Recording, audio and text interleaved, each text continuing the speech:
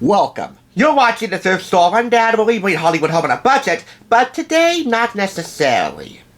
These days, skeptics believe that all local news stations are good for now is delivering fear-mongering in the wake of COVID-19, in the wake of all these Me Too movement-related scandals, Governor Andrew Cuomo of New York, what the heck, man, in the wake of natural disasters. Couldn't they just report on something to unite us all, or contribute to the community in a really fun and delicious way? Well, maybe they can. And if they do, maybe they should take a page, or several, out of the KFYR-TV 40th Anniversary Cookbook. This being a dual-affiliated station in Bismarck, North Dakota, NBC and Fox. 2 stations. This was purchased for $2.99, and it was celebrating 40 years of broadcasting from 1953, the beginning of this book dealing with the history of the station, to 1993. And for more or less, it really is a community cookbook with everyday average Joe and Jane's residents and denizens of North Dakota, mainly in Bismarck, but everywhere else in that lovely state, contributing a myriad of recipes in a wide variety of genres. Appetizers, soups and stews, vegetables, sides, salads, dressings, main dishes, breads, cookies, bars, cakes, frostings, pies, desserts, ethnic recipes, edible DIY treats, and this and that. The works! And employee recipes.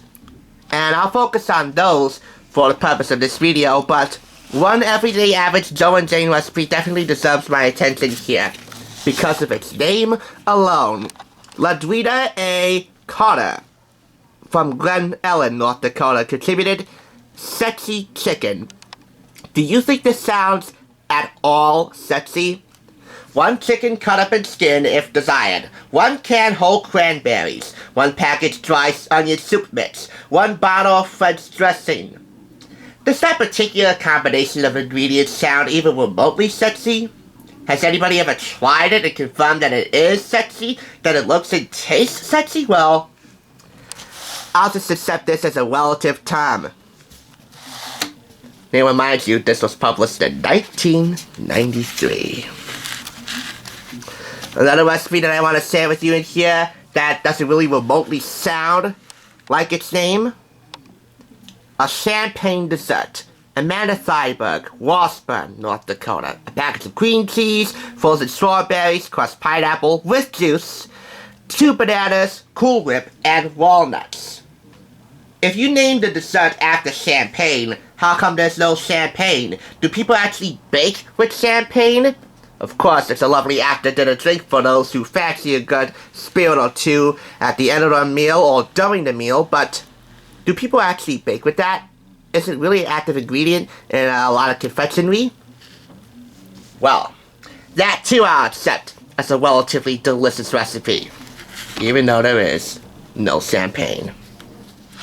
Now for the employee recipes. The head honchos and staffers, both crew and office people at KFYR-TV, contribute a number of recipes here, like Bill and Marietta Ekberg. Marietta Meyer Ekberg, past chairman of the board, contributes a wild rice hot dish. And soya chicken. Soya because of the soy sauce. Who'd have thunk? President and CEO Judith Ekberg Johnson, so you really know that this station is a family business, contributes Dakota Buffalo Stew. So I will say, some of the recipes here might have aged too much to the point where they're lost in time, and some ingredients in here might be a little difficult to find in today's modern grocery and convenience and ethnic food stores. But this book has just enough primal charm and nostalgic wonder for me to keep this on my kitchen countertop. Even though there are no recipe photographs in here to speak of, I did this 4.5 out of 5 claps. A TSR, so long as it's related to pop culture, any kind of pop culture, we'll find any cookbook out there.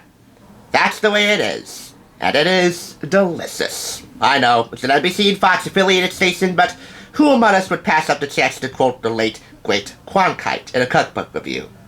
Thanks for watching. I'll catch you on the thrift side.